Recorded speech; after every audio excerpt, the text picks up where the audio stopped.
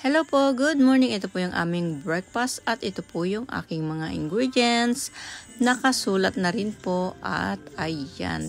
Tara, samahan niyo po akong magluto. Lagay po natin lahat ng mga dry ingredients. Pag nilagay po natin, saka po natin siya sasalain. Pag nasala po natin, lagyan po natin siya ng tubig at ng ketchup.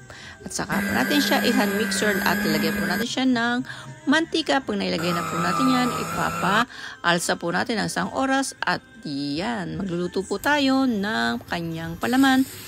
Yung giniling po, hindi po ako naglagay ng mantika. Maglagay po tayo ng sibuyas, asin konti, ketchup at ng bulldog sauce. Ayan, lagyan po natin ng bawang at ng cornstarch. Lagay po natin sa lalagyanan para lumamig. Ayan, umalsa na po siya at hatiin po natin siya sa 6 na piraso. Saka po natin siya i-rest ng 10 minutes. Ayan po yung kanyang lalagyanan. At ito na po, malamig na po yung palaman. Kuha po tayo ng isa.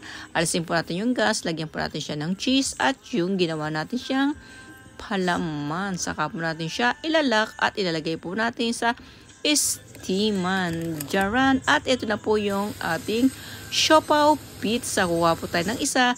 Hatiin po natin. At ito po ang kanyang kinalabasan. At ito na po yung aming breakfast. Maraming pong salamat. Happy Sunday. God bless po. Bye-bye.